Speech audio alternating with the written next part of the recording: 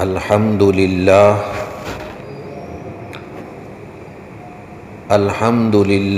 نحمده ونستعینه ونستغفره ونؤمن به ونتوکل علیہ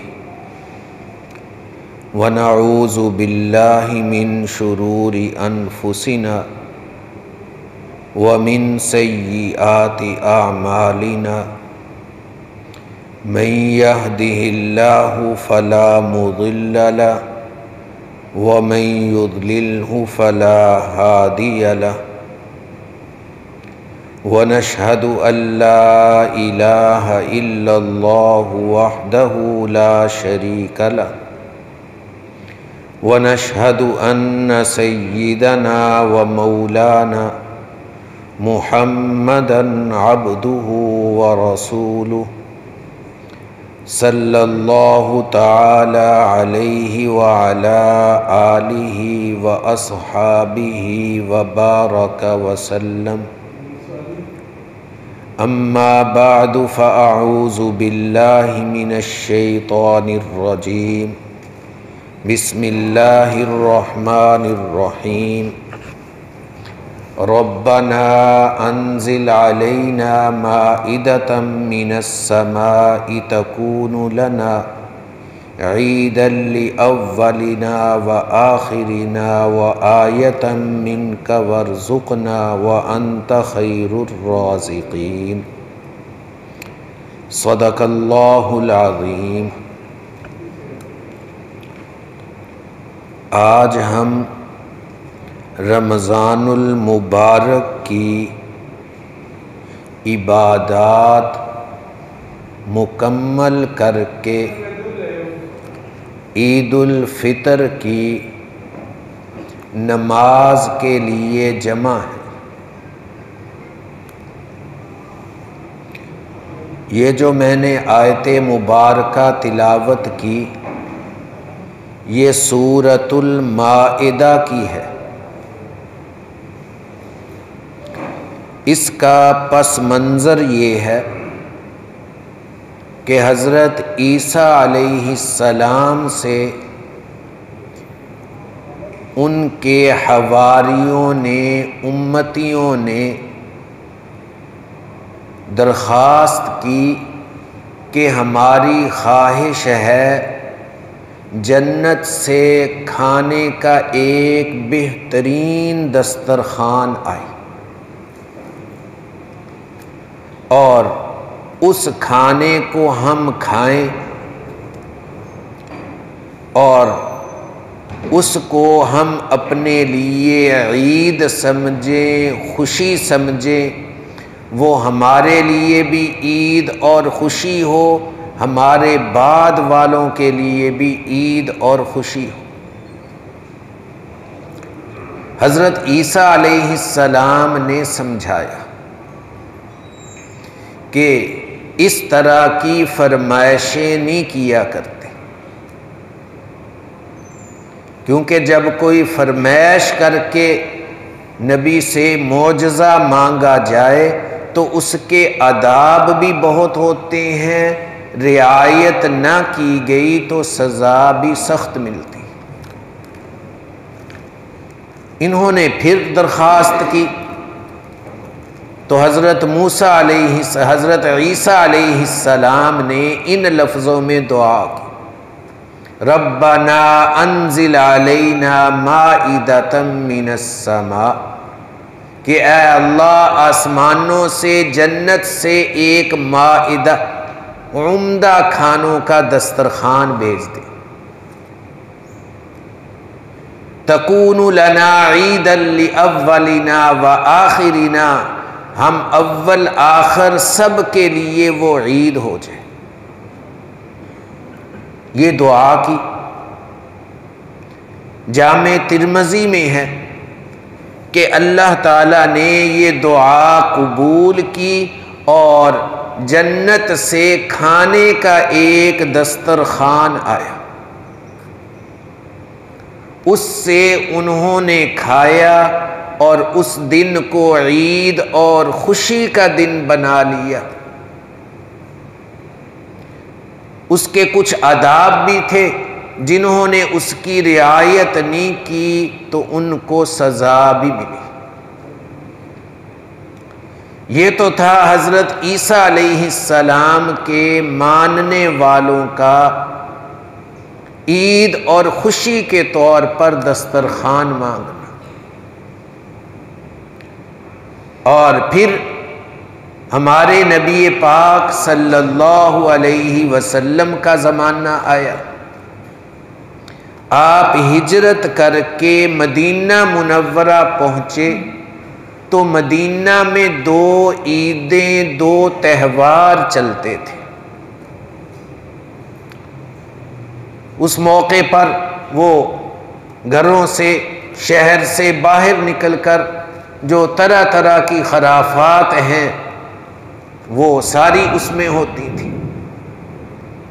تو آپ صلی اللہ علیہ وسلم نے فرمایا کہ ان تہواروں کی جگہ ہم مسلمانوں کے 2 تہوار، 2 عیدیں ہوں گی۔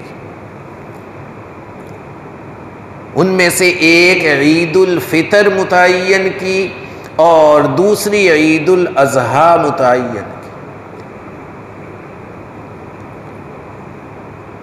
اب جب یہ متعین کر دی تو یہ ہماری عید ہو گئی، ہماری خوشی ہو گئی،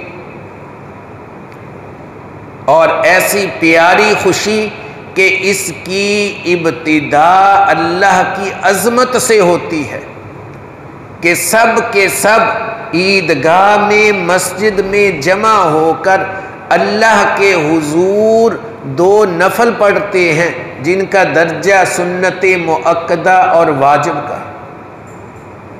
ایسے اچھے انداز میں اللہ تعالیٰ نے ہماری عید عطا کی کہ وہ اللہ کی عظمت اور بڑائی سے شروع ہو رہی۔ پھر اس عید الفطر کو رمضان کے متصل رکھا۔ سوال یہ ہے کہ اور بھی موقع تھے، ان کو عید کیوں نہیں بنا دی؟ مثلا سرور دو عالم صلی اللہ علیہ وسلم کی جس دن پیدائش ہوئی، آپ دنیا میں تشریف لائے تو وہ دن کوئی عام سا دن تھوڑا تھا۔ اس دن کو عید کا دن نہیں بنا دیا۔ اسی طرح پھر 40 سال مکمل ہونے پر آپ کو اللہ تعالی نے نبوت عطا کی، ختم نبوت، تکمیل نبوت آپ پر ہوئی، اور اللہ کی آخری کتاب کی 5 آیات اتری۔ اقرأ بسم ربک الذی خلق، خلق الانسان من علق، اقرأ وربک الاکرم الذی علم بالقلم، علم الانسان ما لم یعلم۔ یہ کیسا بڑا موقع تھا کہ محمد بن عبداللہ سے آپ محمد الرسول اللہ کے مقام پر فائز ہو رہے تھے۔ اس موقع کو بھی عید بنایا جا سکتا تھا، اس کو بھی نہیں بنایا۔ پھر اس کے بعد ایک موقع ہجرت کا آیا۔ آپ صلی اللہ علیہ وسلم مکہ المکرمہ سے ہجرت کر کے مدینہ منورہ تشریف لے گئے۔ ایک دور کا اختتام ہو رہا ہے اور دوسرے دور کی ابتدا ہو رہی ہے۔ یہ بھی بہت اہم واقعہ تھا۔ اس موقع کو بھی عید نہیں بنایا گیا۔ پھر غزوہ بدر ہوا، جس کو اللہ تعالیٰ نے قرآن پاک میں یوم الفرقان کہا، کہ یہ فیصلے کا دن ہے. آج کے دن نے فیصلہ کر دیا کہ سچا دین کون سا ہے، جھوٹے دین کون سے ہیں. 313 افراد کو اللہ نے ایسا غلبہ عطا کیا کہ تاریخوں میں نہیں ملتا. 70 بڑے بڑے سردار جنگجو قتل کیے گئے اور 70 کو گرفتار کیا گیا، اور جو بھاگے واپس گئے تو عورتوں نے ان کو تانے دیے، منہ دکھانے کے قابل نہیں وہ رہے. لیکن اس غزوہ بدر والے دن کو بھی عید کا دن نہیں بنایا گیا. پھر آگے چلے تو فتح مکہ، یہ کیسا بڑا واقعہ تھا. مکہ المکرمہ فتح ہو رہا ہے، عرب سے تمام شرک بت تمام کے تمام ختم ہو رہے ہیں، سب کچھ گرایا جا رہا ہے. اللہ تعالیٰ کی خالص توحید اور اللہ تعالیٰ کی وحدانیت پورے طور پر غالب ہوتی نظر آ رہی. اس موقع کو بھی عید نہیں بنایا. عید کس کو موقع کو بنایا؟ کہ رمضان المبارک کے بابرکت دن جس وقت ختم ہو اس کے متصل اگلا دن عید کا ہے. اس کو عید کو رمضان کے ساتھ کیوں جوڑا؟ شیخ الاسلام مفتی محمد تقی عثمانی صاحب دامت برکاتہم نے بہت پیاری بات لکھی. فرمایا کہ آپ صلی اللہ علیہ وسلم کی ولادت، پھر آپ کی نبوت، پھر آپ کی ہجرت، پھر غزوہ بدر اور پھر فتح مکہ، یہ واقعات بہت بڑے ہیں. لیکن اس دن واقعہ ہوا، اس کے بعد وہ واقعہ نہیں. اور رمضان المبارک کے روزے ایک سال نہیں کہ ایک بار آئے پھر ختم. انہوں نے ہر سال آنا ہے. تو عید الفطر کو رمضان المبارک کے ساتھ جوڑ کر ادھر توجہ دلائی گئی کہ مسلمانوں کی عید وہ تکمیل عبادت کے ساتھ ہوتی. مسلمانوں کی خوشی یہ عبادت کی تکمیل کے ساتھ ہے کہ ہم سے دن کا روزہ تھا، رات کی تراویح تھی، آخری 10 دنوں کا اعتکاف تھا. تو یہ جو عبادت کی تکمیل ہوئی ہے، اس تکمیل کے اوپر یہ عید اور خوشی ہے. اگر اور جگہوں کے ساتھ عید رکھی جاتی تو یہ چیز جو ہر سال مسلمانوں کے اندر آنی تھی تو وہ چیز نہ ہوتی. اسی لیے نبی پاک صلی اللہ علیہ وسلم نے فرمایا العید لمن خاف الوعید لا لمن لبس الجدید. عید تو اس شخص کی ہے جو اللہ کی وعید سے ڈرا. اللہ نے رمضان شروع ہوتے ہی ڈرایا تھا، یا باغی الشر اقصر، اے شر کی طرف بھاگنے والے اب رک جا. تو اللہ نے شروع کے اندر ہی ڈرایا. جس نے یہ مہینہ ڈر کر اور عبادات کے ساتھ گزارا، آپ نے فرمایا عید تو اس کی ہے. لا لمن لبس الجدید. ہاں، نہ رمضان کے روزے رکھے، نہ تراویح پڑھی، نہ اور عبادات کی، بس عید کے دن نئے کپڑے پہن لیے. فرمایا اس کا نام تو عید ہے. عید تو اس کا نام ہے کہ عبادات کی تکمیل کر کے پھر نئے کپڑے پہن کر آئے. یہ ہیں عید کرنے والے. اس کو آپ صلی اللہ علیہ وسلم نے عید کہا۔ اب اس عید کے بارے میں جو آپ صلی اللہ علیہ وسلم نے خوشخبریاں سنائیں، صرف 2 احادیث سناتا ہوں۔ ایک حدیث الترغیب والترہیب میں ہے کہ جس دن عید ہوتی ہے تو صبح ہی صبح ملائکہ فرشتے گلیوں کے کونوں پر کھڑے ہو کر آواز دیتے ہیں، اے مسلمانوں، اس اللہ کی طرف چلو جو خیر کی توفیق بہت دیتا ہے اور پھر اس خیر پر اجر اور ثواب بہت دیتا ہے۔ پہلے خیر کی توفیق دیتے ہیں اللہ، اور پھر اس پر اجر اور ثواب بہت دیتے ہیں، اس کی قدر بہت کرتے ہیں۔ اللہ تعالیٰ سے زیادہ قدردان کون ہے؟